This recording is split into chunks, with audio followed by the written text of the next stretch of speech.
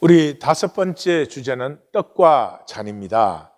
떡과 잔은 1820 셀의 생명핵이죠. 두세 사람이 주님의 이름으로 모인 곳에서 그들은 자기가 누군가, 우리가 누구인가 하는 것을 이 떡과 잔을 나눔으로써 그 정체성을 세우고 자라게 하는 것이죠. 그래서 천국 백성의 삶의 방식입니다. 이 내용을 말하면 하나님의 임재를 실제화시키는 거예요. 이 4차원 세계는 하나님이 소외되어 있는 자리예요. 창세기 3장부터. 그래서 이사야 선지자가 말하는 것 같이 우리의 하나님은 숨겨지신, 감추어지신 하나님이세요. 그런데 그 하나님이 소외된 4차원 현상 세계 속에 하나님의 임재를 사는 사람들이, 하나님의 임재가 실제인데 그걸 실제화시키는 사람들이에요. 이게 영적인 핵융합이에요. 이 세상 에너지 중에서 가장 강력한 에너지가 융합이거든요. 핵폭탄은 핵분열이잖아요. 근데 핵융합을 통한 수소폭탄은 이 핵폭탄에 수만 배의 파워가 있죠. 저 태양이 핵융합이잖아요. 그래서 두세 사람이 임재를 실제화시킬 때 그 능력은 사실은 전 세계를 합한 것보다도 더 강력합니다. 이것이 떡과 잔이에요. 이것을 위해서 제일 첫째는 실제를 가슴으로 만나야 돼요. 우리 가슴으로 만나는 것은 인카운트링 한다, 조우한다. 그래서 우리 토요 새벽이 인카운트링 예배인 이유예요. 실제를 가슴으로 만나요. 이 실제를 가슴으로 만나게 하는 것을 디알레고마이라고 해요. 그래서 이게 이제 엠마오로 가는 두 제자 얘기에서 아주 상세하게 나타나요. 15절에서 예수께서 가까이 이르러 그들과 동행하시나 주님의 임재가 있어요. 그들의 눈이 가리워 그인 줄 알아보지 못하거늘. 이게 현상세계예요. 임재를 알지 못해요. 본질계를 보지 못해요.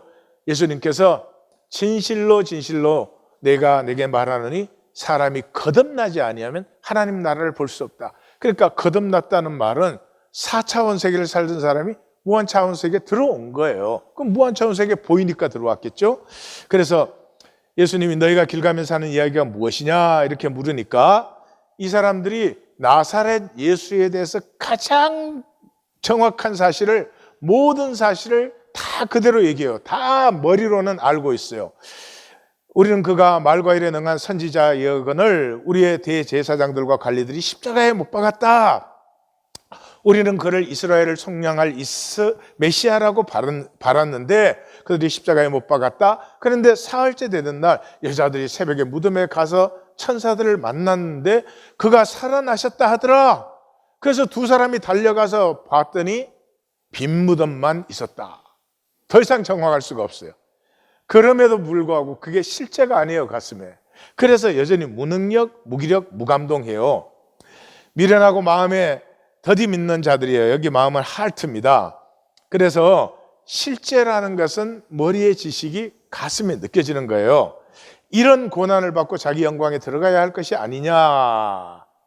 이게 안 보이는 이유가 뭐예요? 세상에서는 그냥 고난은 피해야 되니까, 편하게 살려고 하니까. 그래서 예수 믿으면, 하나님 믿으면 편하게 해준다. 이게 종교잖아요. 세상에 그걸 믿어요. 생명이 없으니까. 생명은 고난을 즐겨요. 아니, 왜 자기 돈 내고 에베레스트 산을 올라가요? 왜 그 고생을 하면서 오지를 탐험하고 북극 남극을 탐험해요? 뭐 평생 돈을 모아가지고 자기가 원하는 그 한 번 도전을 하기 위해서. 생명은 반드시 고난을 즐겨요. 내가 편한 게 좋다. 그러면 생명이 없으신 거예요. 그래서 27절에 자세히 설명하시니라. 이 자세히 설명하시니라 하는 말이 디알레마뉴오, 디알레고마이에서 나온 단어예요. 디알레마뉴오, 그런 단어예요. 그래서 여기에서 사도행전 들어가면은 이제 하나님께서 바울을 유럽에 보낸 다음부터, 그때부터 이 디알레고마이가 17, 18, 19, 20장 예, 계속 2번씩 나와요. 그러면서 이 로마를 뒤집어엎은 교회가 그게 세워지죠.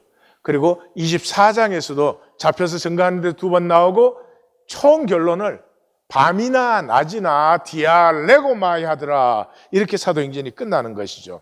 그래서 이 디알레고마이를 만나면서부터 사도 바울이 뭐라고 하느냐 그러면, 자기가 약하고 두려워하고 심히 떨었다. 내가 예수 그리스도의 십자가에 못 박힌 것 외에는 아무것도 알지 않기로 작정했다, 이런 말을. 그게 무슨 말이에요? 이 디알레고마이를 만날 때까지는 이 자기가 이제 깨달은 것을 열심히 설명을 했어요. 인간 지혜로. 사람은 어디에 많이 모일까요? 거기에 많이 모이죠. 인간 지혜로 설명할 때는 온 성이 다 모였어요. 1차 전도 여행 때. 예, 모든 사람이 다 나왔다고 되어 있어요. 그리고 신처럼 대접했어요. 그런데 이 2차 전도 여행에서 무엇을 깨달았어요? 아무리 잘 설명해도, 아무리 내가 논리로 완전히 제압해도 그것으로 생명이 깨어나지 않아요. 뭐가 생명을 깨어나게 해요? 그리스도가 가슴에 만나져야 돼요. 이게 디알레고마예요. 그리스도가 가슴에 만나져야 돼요. 그건 열 전도 같은 것이에요. 열이 전도되는 방법 중에 이제 3가지잖아요. 전도가 있고, 대류가 있고, 복사가 있고, 그러니까 카피머신으로. 예. 그런데 열이 전도된다는 건 뭐예요? 쇠 막대기가 있는데 한쪽에 불을 붙이면은 그 열이 전해져서 이쪽도 뜨거워지잖아요. 마치 그런 것이에요. 디알레고마이 하는 사람은 그 사람의 가슴이 뜨거워야 돼요. 뭘로? 그리스도로요. 예수님의 가슴은 인류를 사랑하는 것으로 펄펄 끓고 있죠. 그러니까 그 말씀을 하실 때 나중에 깨달았죠? 자기들의 가슴이 뜨거워졌다는 것을. 근데 뜨거워졌어도 그때는 몰랐어요. 그때는 몰랐죠. 그죠? 좀 이따 보실 거예요. 그래서 이 복음을 전가하는 건 설득하거나 설명하는 것이 아니라 사랑의 뜨거운 가슴이 전해지는 거예요. 이게 디알레고마이예요. 이게 전해지면, 사람의 가슴이 뜨거워지면 뭐 돈 주고 가만히 있으라 그래도 가만 못 있죠. 그래서 사도행전 17장부터 무슨 얘기가 나와요? 천하를 어지럽게 하던 사람들, 천하를 업사이드 다운 시키던 사람들이 여기에도 일어났다, 이러는 거죠. 그래서 이 가슴이 뜨거워지면 실제를 열매 맺게 돼요. 실제가 열매 맺는 게 뭐예요? 함께함이에요. 가슴이 뜨거워지면 반드시 함께하고 싶죠. 친구 사이에 가슴이 뜨거워, 그러면 하나가 되어서 혁명도 일으켜요. 예, 남녀가 가슴이 뜨거워지면 사랑으로 하나가 되고 그런 것과 마찬가지죠. 그래서 이 세상은 뭐예요? 실제가 부인된 자리잖아요. 하나님이 실제신데 하나님이 소외되었으니까 이 실제가 부인된 자리죠. 그래서 가슴이 차가워요. 뜨거운 거 없어요. 근데 이 실제가 회복되면서 가슴이 뜨거워지면 함께 하고 싶고 함께 할 수밖에 없어요. 그 함께한 사람들이 떡과 잔을 나누면서 이 실제, 임재 안에 있는 것, 이것이 1820 셀이에요. 그래서 그 디알레고마이를 만나니까 예수님은 계속 가려고 하는 것 같은데, 강권하여 우리와 함께 요하사이다, 함께 하기를 청하게 되죠. 이때 이 함께 하기를 청하는 것은 종교 의식도 아니고 그렇게 해야 된다고 배워서도 아니고, 이게 진실이고 자원한 심령으로 한 거죠. 그래서 떡과 잔이 이루어집니다. 그래서 떡을 축사하시고 떼어 그들에게 주시니, 성경에는 이걸 행하라고 말할 때는 떡과 잔 2가지를 말하지만 이 떡과 잔을 행한 것을 얘기할 때는 그냥 떡을 나누었다 이래요. 그러니까 그 떡을 나누었다, 떡을 떼었다는 말이 떡과 잔을 나누었다는 말이에요. 예, 다시 말해서 나는 교회 갑니다 그럴 때 교회 가서 문 앞에 찍었다 그러고 돌아가는 게 아니죠. 교회 간다 그럴 때 뭐 교회 예배를 드리거나 선기로 가는 거죠. 그 똑같은 말이에요. 그래서 이 떡과 잔을 나눌 때 2가지가 일어나요. 첫째는 구속. 너희를 위하여 주는 내 몸이라 그랬으니까 주님의 생명을 다 받은 사람들이 거기는. 그러니까 주님과 한 생명이 된 거예요. 그 다음에 그 구속을 받은 사람들은 새 언약에 들어간 거예요. 구약의 총결론이 새 언약이죠. 새 언약이 뭐예요? 내재하는 거 아니에요. 하나님의 말씀이 우리 안에 내재하는 거예요. 전에는 돌판 바깥에 새겨졌던 것이. 그래서 새 언약은 내 피로 세우는 새 언약이니까 주님을 머리로 우리가 한 몸이 되었죠. 모두 속에 같은 약속이 내재하고 있으니까 그 약속이 통하고 있는 한 몸이 된 거죠. 그러니까 떡은 주님과 하나가 된 것, 잔은 우리가 하나가 된 것, 그것을 확정하고 선포하고 하는 것이 떡과 잔이에요. 그래서 그 떡을 나누었을 때 그들의 눈이 밝아져 그인 줄 알아보니 보이지 않는지라. 이것이 이제 4차원과 무한차원이에요. 그들의 4차원에 있던 눈이 밝아져서 그인 줄 알아봤어요. 임재가 보이는 거예요. 임재가 보이는데 현상에서는 어때요? 주님이 더 이상 보이지 않지요. 예. 이 떡과 잔을 나눌 때, 우리는 현상적으로 주님을 보았다 이러면 조금 곤란해요. 그럴 수도 있을지는 모르겠어요. 그러나 그거는 현상적으로 주님을 봤든지 못 봤든지 그건 중요한 게 아니고요. 떡과 잔을 나눌 때 모두의 영혼이 그 자리에 함께 하시는 주님의 임재를 느낄 수 있어야 돼요. 그럼 뭐가 나누어지겠어요? 그럼 뭐가 통해지겠어요? 그럼 그 자리에 뭐가 쓰러지고 물러가고 없어지겠어요? 이게 세상을 이기는 강력한 능력이죠. 그래서 그들의 눈이 밝아져 그인 줄 알아보는 순간에 현상적으로는 보이지 않는 상태.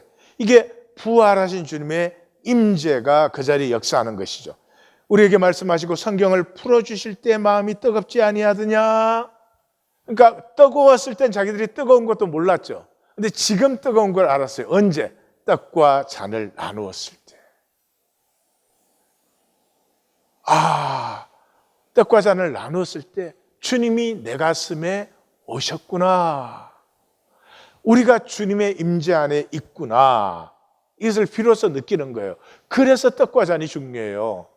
예, 이미 가슴이 뜨거워졌어도 혼자는 현상에 바빠서 자기 가슴이 뜨거운 걸 느낄 수, 물론 깊은 묵상에 들어가면, 스스로 묵상에 들어가면 이걸 느낍니다. 그러나 그것은 참으로 시간도 걸리고 어려운 일이고요. 두세 사람이 함께 모이면 그것은 아주 자연스럽게 느껴지는 복된 것이에요. 그래서 곧 그때로 일어나 돌아가 보니 11 제자 및 그들과 함께한 자들이 있어. 함께. 이 함께가 핵심이다. 그래서 120문도의 역사에 계속 나오죠. 사도행전 1장 21절과 22절에 요한의 세례로부터 승천까지 우리와 함께 다니던 사람. 10장 41절에는 부활하신 주를 모시고 함께 음식을 먹은 우리. 13장 31절에는 갈릴리로부터 예루살렘에 함께 올라간 사람들이 그의 증인이다. 가족의 본질이 뭐예요? 함께 하는 거죠, 함께. 함께 했기 때문에 떨어져 있어도 가족은 함께 해요. 그래서 복음이 뭐예요? 예수님께서 마가복음 3장 14절에서 12 제자를 택하사 함께 있게 하시고 함께 있는 것을 전하게 하신 것이죠. 근데 에고는 결코 함께가 안 돼요. 함께가 되려면 가슴이 뜨거워야 돼요. 차가운 가슴에 함께가 안 돼요. 차가운 가슴에는 계산밖에 안 돼요. 그래서 에너지 레벨이 굉장히 낮기 때문에 피하고 유리하고 나를 죽이겠나이다. 이 세상 삶이 재밌잖아요. 부부 사이에도 싸움이 나면요, 상대방이 나를 어떻게 할까봐 나의 모든 것을 다 해가지고 나를 방어해요. 에? 무슨 3차 대전 방어를 해도 그렇게까지는 못할 것처럼 그 부부 상담을 하면은 참 멀쩡한 분들이에요. 공부도 많이 하고 사회적으로 성공도 하신 분들인데, 제가 아무리 목사지만 제3자잖아요. 3자 앞에서 서로의 그 약점과 허물을 그게 또 60배, 100배, 30배로 뻥튀겨 가지고 나중에 이제 그런 자기 모습을 보면 참 부끄러우실 거예요. 근데 그 당시에는 그것도 몰라요. 왜 그래요? 에너지 레벨이 너무 낮기 때문에. 상대는커녕 나 자신조차도 감사 않을 수가 없는 거예요. 그래서 바울이 정한 복음은 임재 안에 가슴이 통하는 삶을 전한 거예요. 예, 종교를 먼저 폐했죠. 그 사도 바울이 이 부활하신 주님 만나자마자 그러죠. 내가 혈육과도 언언하지 않았고 12사도 만나려고 내가 예루살렘에도 안 가고 아라비아 사막으로 갔다. 아라비아 사막으로 갔다는 게 뭐예요? 이게 사무치는 거예요. 그럼 나는 뭐 살아온 거예요, 여태까지? 예? 나는 저주하고 정죄하던 예수가 그리스도 주님이에요. 메시아예요. 그럼 내 평생은 뭐 한 거야, 도대체? 나는 도대체 어떻게 된 거야? 이게 그냥 가슴이 부글부글 끓어오르는 거죠. 그냥 있을 수가 없죠. 그 예수가 메시아인가 보다. 이게 안 되는 거죠. 이 사무침 때문에 아라비아로 들어갔죠. 아라비아에서 주님에게 막 따지고 땡깡 부리고 묻고 막 그랬겠죠. 또 어쩔 때는 엄청나게 회개했겠죠. 예, 거기서 만난 게 뭐예요? 종교의 말씀으로 알던 것을 생명의 말씀으로 가슴에 자기가 디알레고마이를 받았죠. 이게 사람에게 받는 것이 아니에요. 그래서 갈라디아 교회가 종교로 다시 돌아가려고 할 때 사람들에게는 난 것도 아니요, 사람으로 말미암은 것도 아니요, 내가 전한 복음 사람의 뜻을 따라 된 것도 아니요, 사람에게 받은 것도 아니요, 사람에게서 배운 것도 아니다, 이런 게 나가는 거죠. 그러면서 내가 게바를 나무랐다. 왜? 게바가 이 이방인들과 함께 먹다가 그 말은 떡과 잔이죠. 야고보, 예루살렘에서 이 야고보는 주의 형제 야고보죠. 이미 마가가 안디옥으로 떠난 후 사실은 교회의 영적 의미를 잃은 그 예루살렘 교회 수장이었죠. 야고보에서 온 사람들이 나타나니까 이 베드로가 입장 곤란하니까 피해버렸죠. 피해버리니까 다른 유대인들과 바나바까지도 따라서 그 길 피했어요. 왜요? 가슴이 뜨거우면 그렇게 못해요. 가슴이 차가워졌거든요. 가슴이 차가워요. 그러니까 가슴이 한번 뜨거워지면 항상 뜨거운 거 아니라는 거 여기서 만날 수 있죠. 그죠? 예. 우리가 임재 훈련 해보면 알아요. 하여튼 이게 제일 어려운 훈련이고 이게 되면은 완성되는 건데요. 하나님 임재 안에 있습니다. 운전을 하면서 하나님 내가 지금 임재 안에 있습니다. 이렇게 고백을 해요. 내 임재 안에 있습니다. 이럴 때 칵 차가 끼어들면은 임재는 온데간데가 없고, 제 에고가 아주 살아서 펄펄 날뛰는 거 보면은 요즘은 좀 재미있기까지 해요. 예. 임재가 한번 느껴졌다고 항상 느껴지면 얼마나 좋게. 그건 아니에요. 4차원 세계에서는 사는 동안은 그게 아니에요. 그래서 이 사도 바울이 아라비아에서 만난 게 뭐예요? 나는 너희에게 종교 준 적도 없고 종교 세운 적도 없고 종교 생활 해달라고 한 적이 없잖니. 아버지 안에 다 한형제 자매잖아. 같이 살자고 한 거 아니야? 여러분 이것을 직접 만났을 때 가슴이 얼마나 뜨거워졌겠어요. 이렇게 뜨거운 가슴이 아니면 너희는 유대인이나 헬라인이나 종이나 자유인이나 남자나 여자나 다 그리스도 예수 안에 하나다. 이거 2000년 전에 이 얘기할 수 없어요. 지금도 안 이루어지고 있는 게 이거 아니에요. 그러니까 그거를 이 종교 아니다, 우리 하나되 함께 살기다, 이걸 전하니까 종교에 그렇게 핍박을 받는 거예요. 그런데 이게 종교로 또 돌아가니까 이제는 너희가 하나님을 알 뿐 아니라 더욱이 하나님의 아신 바가 되었거늘. 너희가 하나님을 아는 것이 하나님이 너희를 도무지 알지 못하노. 하나님의 아신 바 되었는데 어찌하여 다시 이 약하고 천박한 초등학문으로 돌아가서 다시 그들에게 종로로 달해 하느냐. 너희가 날과 달과 절기와 해를 삼가 지키니. 우리 하나님 교회도 하나님이 복을 주시면 주일 성수가 없어지고 일주일 내내가 우리가 사는 것이 예배가 되고 그런 예배자들이 저녁이 되면 모여서 함께 떡과 잔을 나누면서 오늘에 대하여 십자가에 못 박히고 내일을 새롭게 열고 이런 날들이 오겠죠. 골로새서 2장 16절은 그러므로 먹고 마시는 것과 절기나 초하루나 안식일을 이유로 누구든지 너희를 비판, 그런 종교생활 때문에 너희를 비판하는 자들에게 시시껄렁하게 이렇게 기죽지 말아라 그런 거죠. 너희는 임재 안에 하나인 사람들이죠. 이 세상을, 이 영적인 핵융합이 이루어지고 있어요. 이 1820 셀로 모일 때 영적 핵융합이 이루어지고 있는 거예요. 그 갈등하고 있는 자가 있으면 그 가슴이 끼어져 회개하게 될 것이고, 이 바라지만 도대체 무엇인지 감조차 잡히지 않는 사람들이 가슴이 뜨거워져서 보이는 눈이 열리고 듣는 귀가 열리게 되고, 이런 엄청난 에너지의 역사가 나타나는 거죠. 그래서 떡과 잔의 약속으로 하나님의 무한 차원을 사는 사람들이 돼요. 그래서 사도 바울이 두 번 자기가 12제자가 아니었으니까 죽게 받았다는 말을 하지 않죠. 그런 그 사도 바울이 죽게 받았다고 하는 것을 두 번 얘기해요. 하나는 뭐예요? 떡과 잔이죠. 하나는 코이노니아예요. 이 두 가지는 친히 받았다고 얘기를 할 정도입니다. 그래서 떡과 잔을 나누는 그곳에는 반드시 삶이 같이 나누어지게 돼 있어요. 그래서 에베소 교회를 떠나면서 내가 모본을 보인 바와 같이 수고하여 약한 사람들을 우리는 코인을 몰라서 이렇게 번역을 해서 너무 좀 안타깝습니다. 여기 무슨 뭐 약한 사람 돕고 구제하라는 성경이 그런 차원 정도 얘기하는 것입니까? 아닙니다. 수고하여서 열매 풍성한 사람은 부정한 사람들과 나누는 것이고, 주 예수께서 친히 말씀하신 바 받는 것보다 주는 것이 복이 있잖아요. 안 그래요? 거지가 복이 있습니까? 거지에게 주는 사람이 복이 있습니까? 당장 4차원 세계라도. 이 준다는 것은 훨씬 높은 에너지에 있는 것이죠.